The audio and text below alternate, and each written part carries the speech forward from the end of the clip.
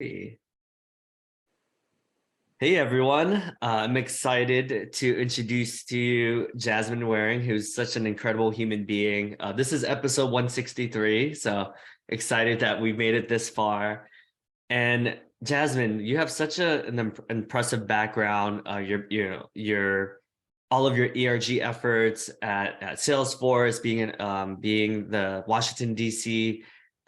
Sales Network president, and all the work you've done not only in the politics space with, I'm assuming Greg is your husband, right? Former husband, Yeah, former husband.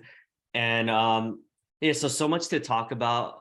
Starting your business, Epsilon Upskilling Solutions, and we'll dive right into why you started your own company, being the head of growth and partnerships, and just a lot of conversations around diversity, sales, what you've learned from your experience through Mary Kay, and just so much to talk about. But excited to have you on the podcast, Jasmine. Welcome. Thank you, David. So I'm excited to be here, and you've seen my background. It's vast and varied, but there's a method to the madness that got me here, and I'm really excited to have finally arrived in the place that I feel I've been meaning to get to. Not quite a direct path, but an intentional path. So excited to talk more about it.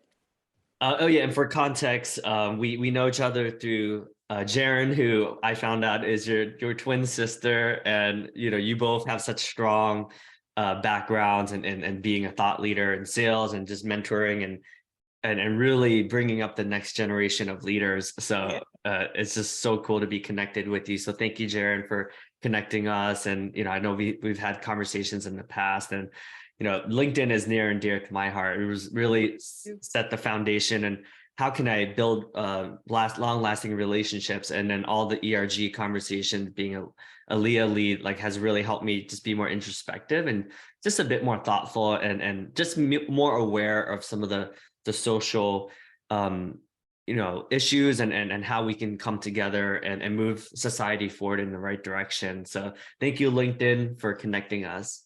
Absolutely. Awesome. So, I'm sure so many people are reaching out to you, and they're so curious, like, wow, like, why would you leave like such an amazing company like LinkedIn in a role that quite, it's very competitive. A lot of people want to, I'm sure, after you left, there are hundreds of people that were reaching out to you and trying to get an opportunity to interview for that role. But yeah, I'm curious, how'd you come up with the name? And and also, what are you solving in today's in our society that really needs some revamping? Yeah. I mean, there's a lot in that question. I'll take it piece by piece. One, LinkedIn being an awesome company and why I left, because you're absolutely right. I had an amazing position there that aligned with what I'm passionate about. But I did make a proactive decision to leave, which I know is uncommon, one, and the timing of it is even less common. And so there's a reason for that, which is the inspiration for Upalon. So I'll start with one, why I left. Again, amazing company, so many lessons learned while I was both at LinkedIn and Salesforce. But what I realized is over these years, as we think about the path that I've taken. I've been in sales my whole career. I took a stint managing a political campaign, um, very, very active and vocal and working with leaders on a global scale, both at Salesforce and at LinkedIn, to help create an easier path for folks. And what I realize is consistently is I have a passion for helping to create opportunity for people, especially if they wouldn't have had that opportunity otherwise, or if there's some challenges that are being missed that we can help to make easier. And so the mission of empowering or creating economic opportunity for the global workforce really resonated with me, and that's why I left Salesforce to go to LinkedIn. But you get to a point where you realize you want to make an impact on a greater scale, or at least I got to that point. And that's actually what prompted me to start the company or co-found Upalon Upskilling Solutions. And that's really getting in there hands-on with customers to really work with them, not as another tech platform, but as a partner to really help their people upskill and get to the next level. And so I'm really excited about it and really focused on where I'm going and aligning with my mission more so than where I'm leaving. I love that. Yeah, you're clearly, some people run away from things, right? And clear, like you mentioned, it's very rare for people to leave LinkedIn. It's just one of those beautiful cultures where people are treated with respect, and there's ultimately the mission is so strong that it is rare to see people leave. And you know, you did it. You know, I mean, who knows if we can call this a recession, whatever we're in, right? But you know, There. let's just say there's economic uncertainty, especially with the Yeah. SVB Bank. You know, that certainly is.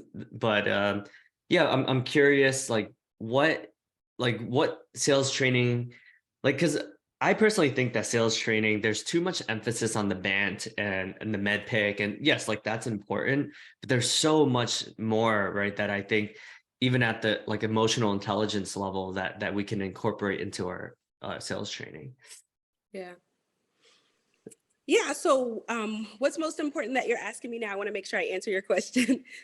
My Ye- opinion on sales training, or what is it that you're asking? Yeah, yeah. Like what's you know, how is sales training right now? You how do you think it can be improved? You know, like what most corporations are teaching our salespeople. Sure. Absolutely.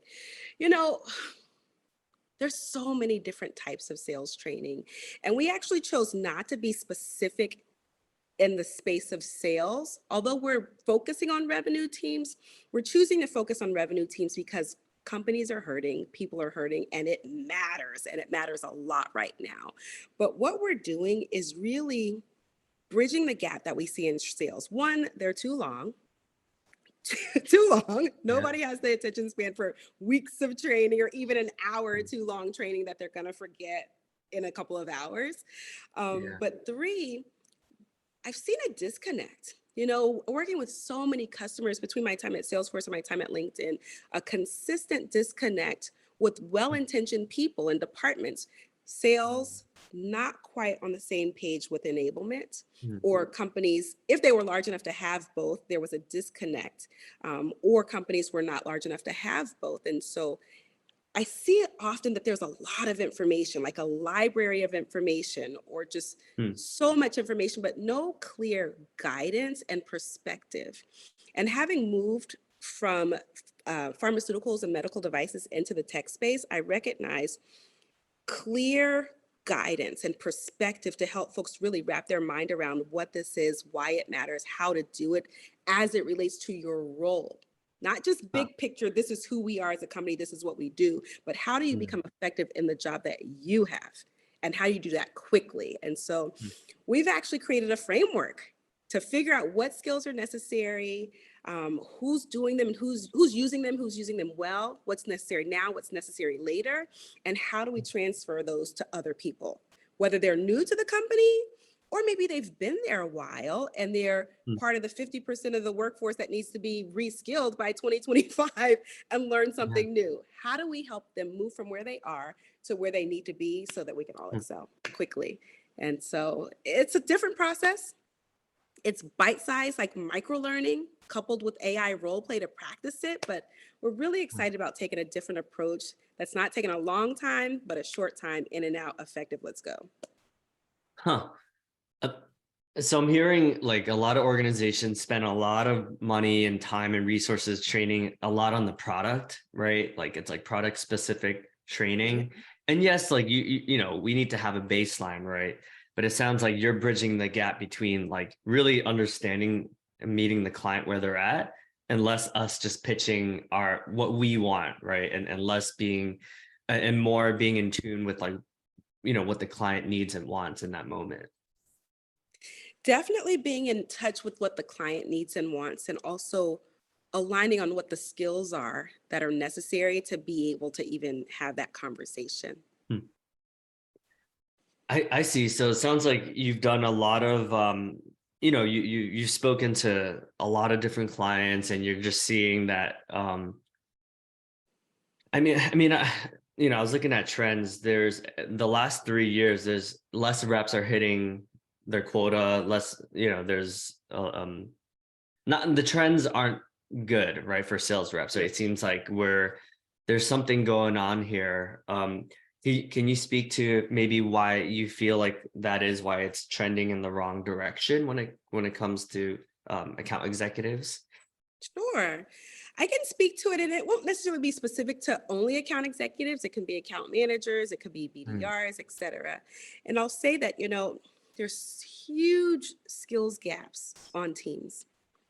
mm, There's job requisitions where they may have a certain expectation or certain skills that they require. But when I speak about that disconnect between sales and HR, sales and enablement, the job requirement may say something, but it may be outdated. And what's mm, really necessary to actually do that job, there's a miss that's not there. And so sales teams missing numbers, it's probably not all of them. I've never seen it where it's all of them. It's usually mm, huge gaps. And so mm. could be the tools that some are using. Like I worked on a previous team, and there was one person who was sending out her outreach at 500 times the pace that I was, Huh. because I was still sending it out individually, whereas she was sending it out at scale. And Uh, so, some are proactive and want to figure it out and learn why and learn the new tools, which I did. yeah. But some don't even ask the question to realize why the people around them are doing so much better. But that's Mm, actually where we're going to come in to really ask those questions, figure out what the most successful folks are doing, what are they huh. using, what are the skills that they have, so that we can share that with a broader team. So that's skill based. It could be the skill, but it might be the will. Like if they just don't want to Mm. do it, that's okay too. Maybe we need to find something else for them to do that's beneficial in that company, Interesting. And so skills, um, opportunity for growth and development can also be an impact, play a role there. And of course, outside factors, but we don't need to talk about outside factors. We all know that the economy is rough right now. We Right, know right. buyers are buying differently. Buying processes are different. Like we all know that, but there's some other things that are kind of overlooked, which is where we want to fit in, really. Yeah, I mean, I think obviously the external macro factors are always going to be right, but we can't Right. control those necessarily as much, right? But it sounds like you're alluding to that we can control and be curious about best practices within our own organization, right? And Sure. making sure people are not only well equipped, right, but they're in the right role as well, right? Maybe it is just a simple, maybe they don't even know what the skill gap is, right? So sounds Yeah. like you'll come in and you'll be able to identify some of these things that some companies that are maybe moving too quickly haven't even had time to, and yeah, some of the job recs, maybe it was written 10 years ago, right? And so much has changed within those 10 years. And sometimes people need to sit down and slow down and just make sure like, hey, like what are we what are we aiming for instead of just Right. going quickly and then we're like, oh, okay, yeah, now, like, we haven't even taken the time to like understand that yet. Yeah. And if and when you do, it allows space to bring in the beauty of our diversity. Like you Mm, mentioned, we founded a company, Upsilon Upskilling Solutions. The name is inspired by the Apollo 11, the spaceship that took us to the moon. And mm, there was a movie, Hidden Figures, where there were these three Black women, mathematicians, scientists, like really, really um, smart women in the background. And not to say I'm that mathematician, because I'm not, but what I appreciated was the beauty of the diversity of the people. There was everybody on mm, those teams, and they had challenges, but they brought together their skills and their differences, even though it was hard, mm, and it made us as a nation move forward. And so we're really inspired by that, and recognizing that mm, if we can find ways to bridge the gaps for folks who are missing certain skills that are new, even if they've been doing the same job, they need to learn mm, something new.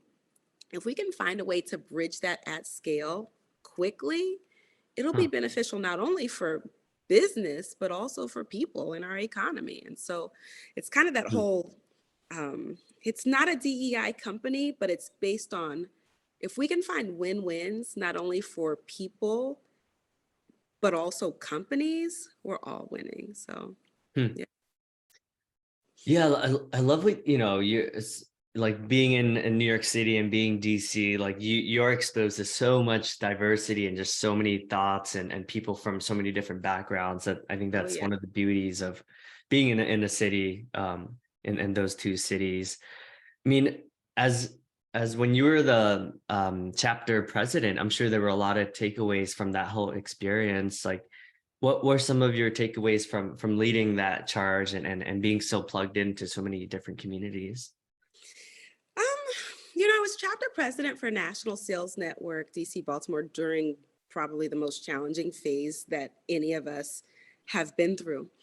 And that Mm. was, I became chapter president January 2020, and then the pandemic hit March Wow. of Yeah. 2020. And so I had the experience of working with different people during some of the most challenging times of their lives, because they were dealing Yeah. with fear, they were dealing with death, they were dealing with layoffs, they were dealing with um, the killing of George Floyd.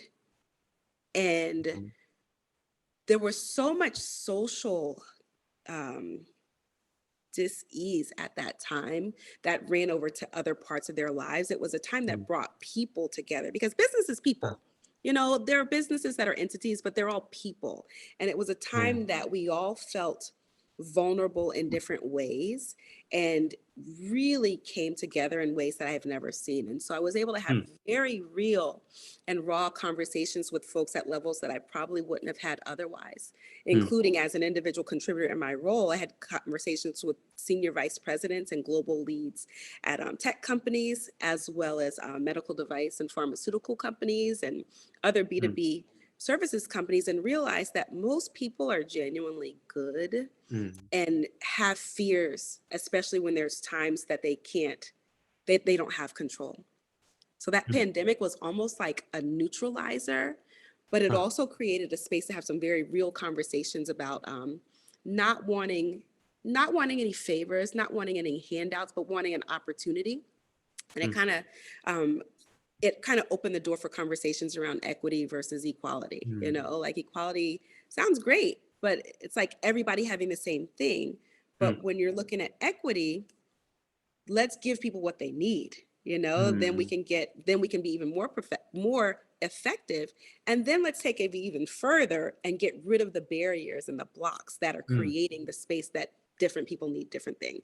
That's a long range goal, but it's something that role as chapter president during the pandemic exposed me to and motivated me by. And so it Huh. was rough, but I'm thankful for that time for sure. Yeah, that's a deep topic. It does. I think you're right. Right. If the last 3 years have taught us anything, is that creating these spaces to have these like real conversations Yeah, does lead to change, whether it takes time or not. But at least we're having the conversation now, right? I think prior to absolutely. that, it was going on. Let's be real, right? It was just Yeah. no one was talking about it.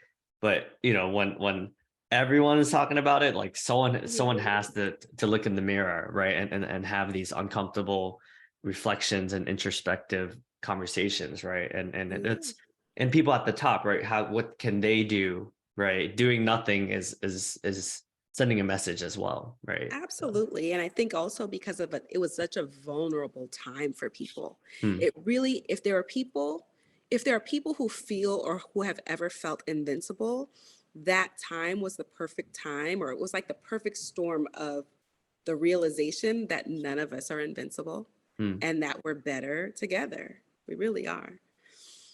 hmm.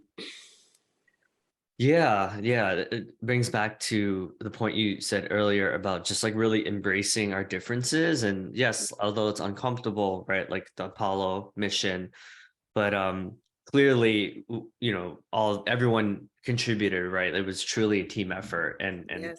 no one could not one person can take the claim that they were right. It like everyone has to work together, and it's something that delicate, something that intricate.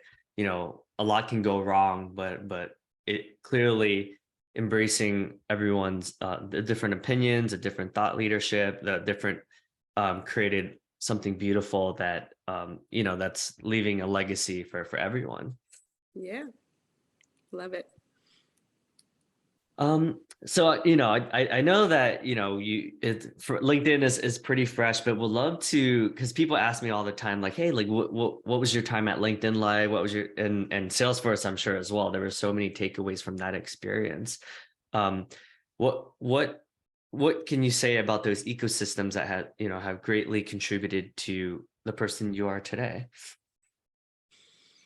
Wow. I am so fortunate to have had the experiences that I did at LinkedIn and Salesforce for reasons beyond what the average person might think. Um, what's coming to mind right now is because it was really hard to make the Mm, transition, but it opened my eyes to, again, our similarities, but also our differences. And I'll say those ecosystems, they're huge, multi-billion dollar companies each.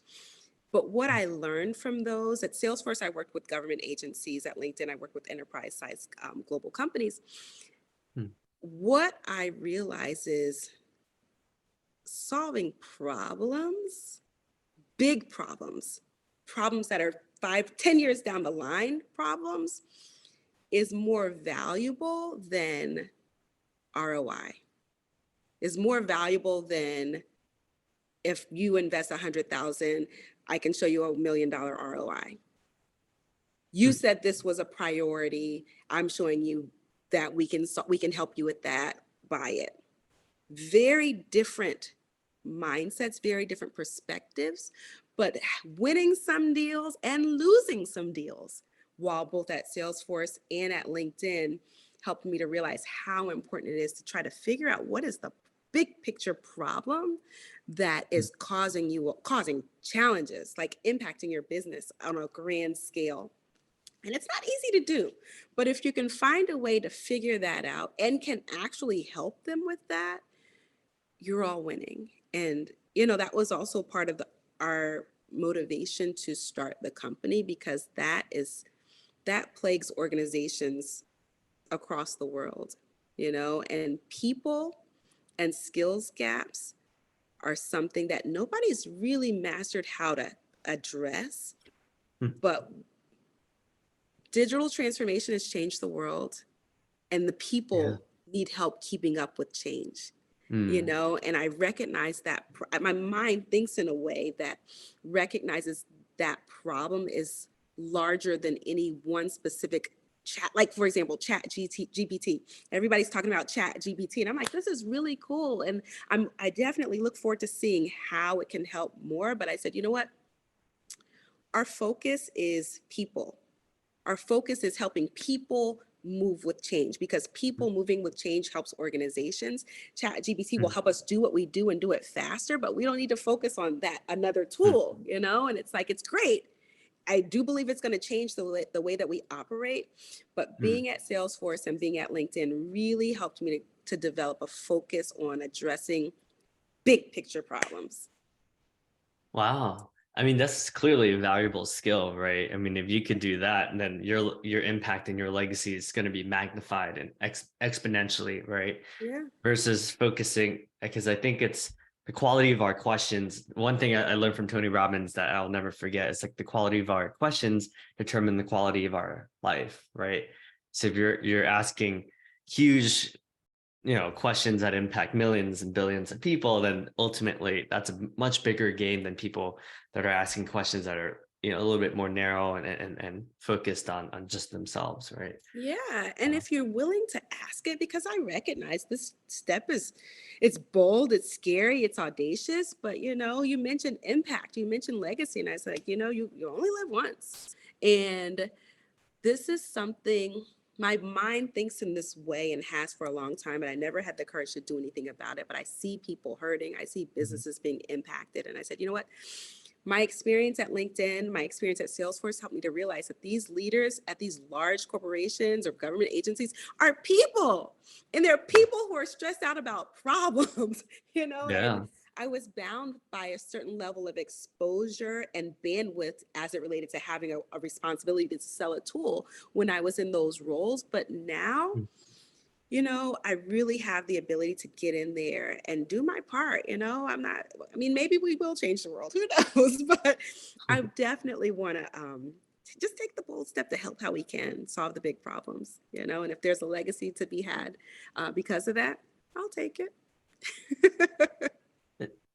It's interesting, right? It's those who dream, like it can only start with a dream, right? So it starts with a vision. So nothing can be done without, someone like yourself, like creating and taking that first step, right? Yeah. And clearly you have a strong backing of a lot of ecosystems behind you. So that certainly doesn't hurt. For Um, sure. this is a totally random question, but you have a pretty extensive background in pharmaceutical sales as well. Like what's something, most of my ecosystem's more in the tech sales. What's something that um tech tech sales reps or tech account managers, BDRs, et cetera, AEs, RMs could learn from the things that the pharmaceutical reps do well, and then vice versa. What can the pharma reps learn from what the tech reps do well? Such a great question. And that experience is so fresh to me. But what can the folks in tech learn from the folks in pharmaceuticals? Many of the folks in tech can learn very clear, focused, bulleted messaging um, from the folks who are in pharmaceuticals. Hmm. And, I recognize that may not be as easily said as done because there's a lot of things that tech can do. But folks in pharmaceuticals, when you ask them about what their the features and benefits of their product, it's really, really concise, very clear. And Yeah. actually, this whole idea of what we're doing with our company as far as the AI role play, part of it was inspired by how strong our onboarding and training was while I was in pharmaceuticals. Like we were talking to doctors, could be, I call them cardiologists, cardiothoracic surgeons. You have to know your stuff and can't get it wrong. Like there's people's lives on the line. And so the Yeah. preparation, the practice is top notch in those industries. Um, Huh. that said, the folks in pharmaceuticals can learn from the folks in tech the art of discovery, asking questions to understand bigger picture needs and problems, and what's the impact, and aligning to that. And this is in this podcast setting. We don't have time to go deeper there, but I'm pumped about understanding those differences because there's a lot of folks in pharmaceuticals or other industries that have the potential to move into other spaces, whether that's tech or any other space where they have transferable skills that will be beneficial. But the folks in those growth industries need to create a path and a pipeline and a welcoming, inclusive environment, which has nothing to do with race or nationality. It has to do with, do you have systems in place to support this person and help them to move from where they are to where they're going so that you can appreciate their transferable skills and Hmm. give them the ones that they don't have quickly so they can step in and Hmm. create some magic with you. So That that's genius right there. I think, I mean, if you can solve having a system and process in place to help people move to the next stage, I mean, that's your business is going to be booming for sure. thank I you. mean, yeah, that's great, right? I do, yeah, you're onto something, right? I mean, I've worked for amazing organizations, and yet I would find myself seeking other avenues, right? Like, that's how Jheryn and I reconnected through the Sales Success Summit in Austin. Yeah. So I'm constantly, I do think what we can do better, because I think sometimes we're in our own bubble, right? Tech is in their own bubble, pharmaceuticals, et cetera. I think what you said is so brilliant, right? Like if we can take the best, I mean, it sounds like pharma because it's because the product is very succinct, it's very concise, right? Your prospects know what they're getting, where tech sometimes it's very ambiguous, it's very open-ended, right? So it's like, okay, so like what do you sell for? Yeah. Like even with Sales Navigator, I was trying to explain it to my boss, and he's just like, I don't get it. Like, like it's like, and it's like, huh, that's interesting. Like, why is it so difficult for us to communicate the value, right, of Yeah. something that is software sometimes feels very, it's not as tangible as like clearly with this thing, it's like it's like you use an operation room. It serves this focus. So that's brilliant when you said about combining both strengths and how we could translate that into business success and Yeah, results. for sure. And it's not easy. I'm not saying it's easy because there are differences in those spaces, but if we can find somewhere in the middle, I think we're winning. And I do want to chime in and say who Jheryn is because we've mentioned Oh Jheryn. yeah. Jheryn is my twin Sorry. sister. Yeah. She's one of our thought partners and advisors, and she's an amazing sales professional who's a part of TPC, Top Percentile Collective, which is, I think, top 1%. She's performed in the top 1% multiple years throughout her career. And so she is quite the amazing thought partner. But just wanted to chime in and say who Jheryn is. Yes, Jheryn, you're amazing. She's Jheryn. like, in the New York office, when back at LinkedIn, she was like the mayor, right? Everyone knew her. She was always, dazzling and contributing everywhere. She was everywhere. And yeah, she has such beautiful energy. And I can see how you guys are related, right? You guys both have that confidence and like just that the energy that and clearly you guys are like are leaving really long lasting legacies. So it's just cool it's awesome when you're related to someone and you're both up to something. I think it's cool that she's an advisor, and yeah, can't wait to see what you guys continue to create. And Thank you. so much has changed in the last 3 years, right? I mean, the last 10 years, like so much has changed. Like even 6 years ago, I was an enterprise SDR, like booking meetings with like, Merck, GlaxoSmithKline and Baird and Coca-Cola and all that, right?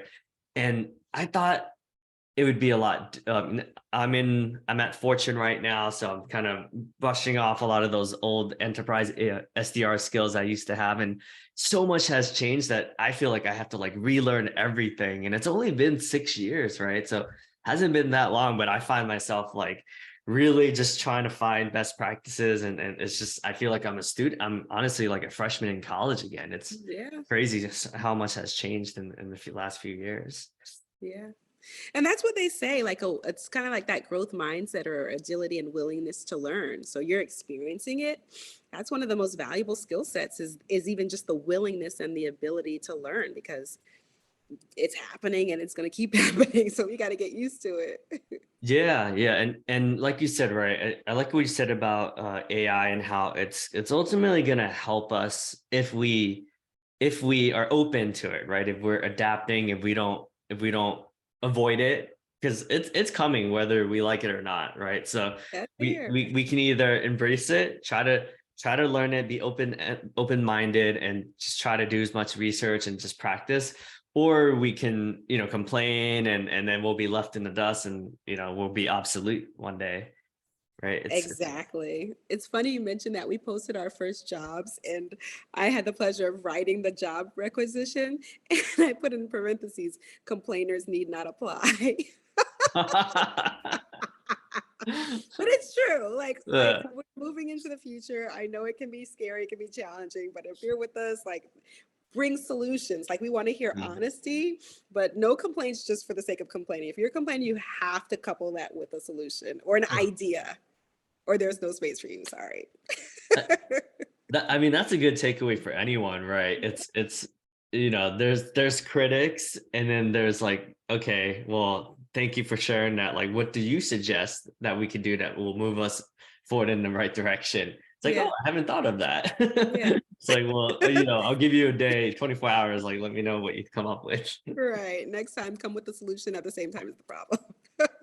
Yeah, I mean, easier said than done, right? I For think sure. we've all been guilty of complaining, right? But it's a good practice, a good habit to at least do some research. I'm sure nowadays with Google, you can find out anything, right? So I could just be Yeah. like, hey, how can I get chat to write my essays, or to proofread, my copyright or whatever it is, right? Yeah. It's there's so many resources out there. It's just being open to getting outside our comfort zone once in a while. Right.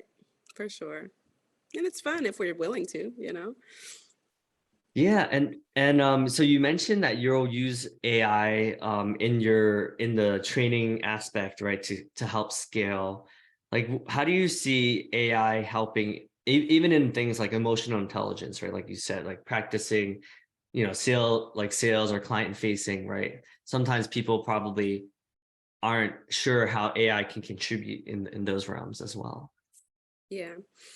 It's really cool and kind of scary at the same time, because for as it relates to how we're using it, we're actually training customer mimicking robots, for lack of a Huh. better description. They look like you, they look like me, but we train them on how lots of different ways the conversations can go.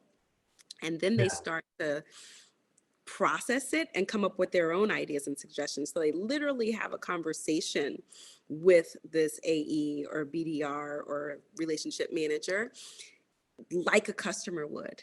And what's Huh. different is that rather than just pitching a one-way pitch that's being recorded and then you're being evaluated on, you can't read from a script with this AI Hmm. role play.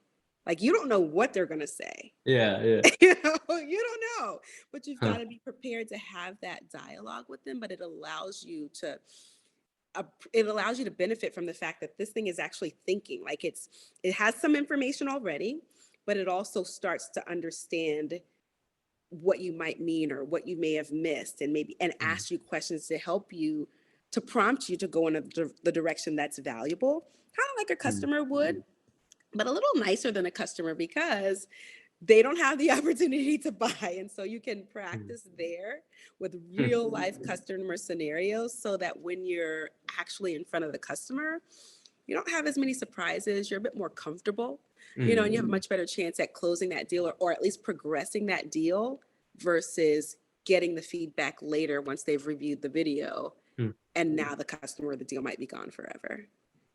Yeah, it's like a safe space for you to fail, and because a lot of us on the job is when we'll learn the hard way, right? So it's Yes. so The expensive way too. yeah, yeah, that has consequences, right? Yeah.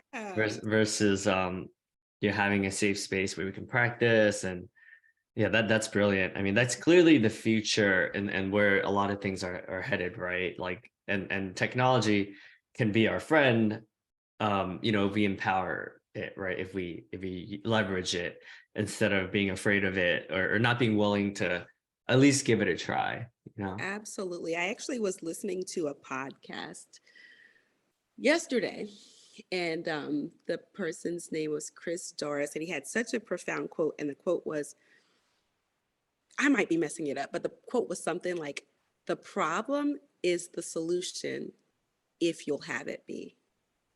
Hmm.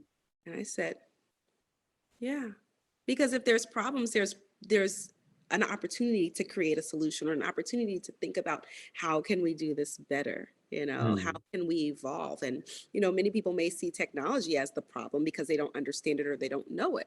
Mm. But it's the solution to a lot of problems. But Yeah. people have to be willing to whether that be technology or just a new and different way of doing the same job. That problem is likely a solution, but you've got to wrap your mind around that and then figure out how you will adjust and evolve accordingly. Yeah, that kind of reminds me of my relationship to social media, right? At one point, Mhm. I was like, oh, I gotta delete like all of my social media, and like Yeah. even LinkedIn, I deleted for like a couple months, right? Wow. Yeah, which is so hard to do, in our environment. But and then I shifted it, and I was like, wait, how can I empower it that it like actually helps me in my business, and like Yeah. how can I have a healthy relationship with it where it doesn't consume, my midnight to 1 a.m. like hours when I'm trying to, have a big client meeting like tomorrow. So, and then I realized like, oh, okay, like there's certain thought leaders that I can follow that like when I read it, and I'm learning new things, right? So just Yeah. being thoughtful with who I follow on social media, and, unsubscribing from ones that aren't necessarily as useful or empowering. Yeah. Same. Yeah, wow, yeah, a lot of really good conversations. I always wanted to ask you, I love this question. So what's something that no one has ever asked you that you would want people to know about you? Wow. David, it's a good question. I would say people notice my energy, they notice that I think in a different way than some of the people around me. But how and why is something that people don't tend to ask. I don't think anybody's ever asked. Huh. And I'll share that part of that is natural, but part of that is very much by design and by habit. And like you mentioned, turning off social media, I am so in tuned with what I allow in my space that people may think it's weird. Like my daughter thinks I'm weird because there are certain things I just will not let her say because I understand the power of our thoughts. I understand the power of our words.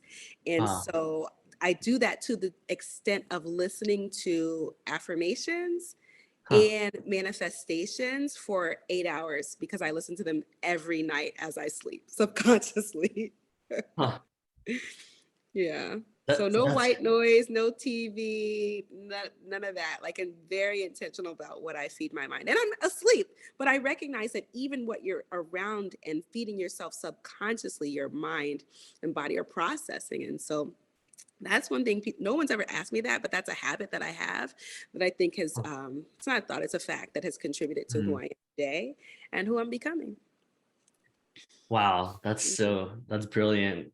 It sounds like you're very aware, conscious of the language that you're using when like the words, the self-talk, right? How Yeah. you're empowering and building your confidence through choosing wisely, like the words that you let in, right? And then you're essentially building like your own confidence, right? And it's not from what other people tell you. It's very conscious and very intentional.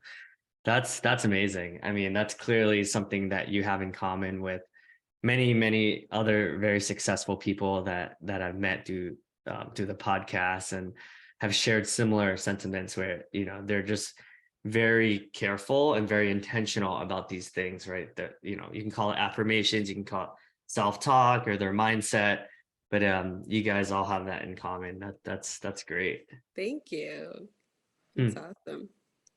Well, thank you so much, Jasmine. I have no doubt that you will continue to make such a huge difference. Because of your mindset, because of your mission, your passion, and just your curiosity and the way you lift others up or the way you challenge the status quo. And just it's very intentional and it's very thoughtful. And yeah, it's just cool to be here to witness your journey. And if anyone wants to reach out, I'll post a link to your website and your LinkedIn as well. Absolutely. Davidson, thanks so much for having me. It's an honor to be here. And it's kind of cool that Jheryn, my twin sister, was one of your early podcast interviewees. And now I have the opportunity to talk with you. So thank you so much. Oh, yeah, thank you. Yeah, we've come a long way since then, and she's still one of the most popular episodes. And I see that you share a lot of from a mindset and perspective wise, you share a lot of similarities, and of course, I can see why you've both been very successful. Aw, thank you. Thank you so much. Thank you. Well, I'll link to her episode as well because I know we've been talking about her a lot, so I'll post that as well. She's the goat. We have to do that. Yeah. Awesome. Well, thanks so Thank much for you. having me.